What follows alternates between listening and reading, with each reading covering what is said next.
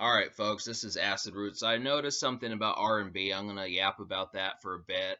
So I noticed that R&B kind of started to get contemporary back in the early 2000s. This kind of happened with like folks like 50 Cent and Eminem back in '02, '03 and stuff, but it also happened with R&B where things kind of started to get more contemporary because when I think of 90s R&B, like when you think of someone like Genuine for example or Casey and JoJo, I mean typically their hits like Genuine's Pony was a good club song, but that was really to me one of the first R&B songs that was made for the club and stuff, and kind of outgoing and more social and dance floor type stuff. And then really like All My Life, that song happened. That song felt like it was like some sort of, or it felt like a relationship song that was 5, 6, 7 year relationship, something like that. So a lot of R&B just had ballads and more kind of long term and just more endearing kind of music, and that started to change in the 2000s, and I'm glad that it did, just because a couple albums that I felt like that helped make R&B a lot more contemporary and spicier were B2K's Pandemonium and Beyonce's Dangerously in Love. Now, you can say that you might be able to say that I sound like I'm from the younger set by using some of these songs that were popular because of MTV and television, music television channels that were staples back in the early 2000s. But the thing about it is that it did help popularize a lot of music to the point where it was played outside of just exclusive kind of housely and more homely type things. And I felt like B2K did it just because songs like Bump Bump Bump and Girlfriend both kind of had a more contemporary, and also it had like a kind of like a felt like a lot of a spring break type feel, kind of like something of like I mean it had a lot more of like a real kind of just exhilarating feel to it. That's kind of the concept. It just felt like there were more adrenaline in these songs, more so than kind of just relaxation and kind of more sedate and more lustful kind of situation. It felt more of like something's going to happen more so than the longing for it to. And I think that that's kind of the concept of a lot of these. It just felt like there was something about it, and really I was glad that that kind of happened around that time. Beyonce was kind of the same way.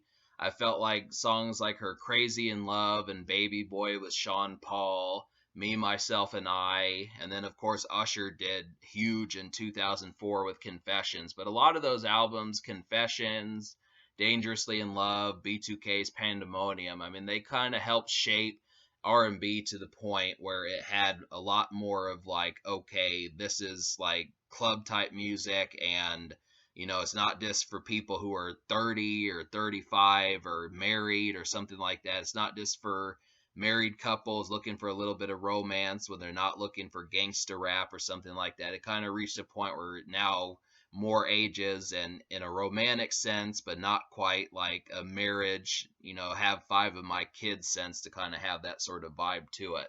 And I'm glad that that kind of happened. That was definitely good. If you listen to a song like Bump Bump Bump, I mean, it basically is just in the attitude of just flirt and that kind of concept, and it's good. It's catchy. I like the hook on there a bunch. I haven't listened to the second single off of B2K's album in a while, Girlfriend, but I definitely felt like that was a very stellar second single that I think R&B albums should do more often, because that's another thing for me to say. R&B albums before like the 2000s could never really get past like the first single. They would get a hit.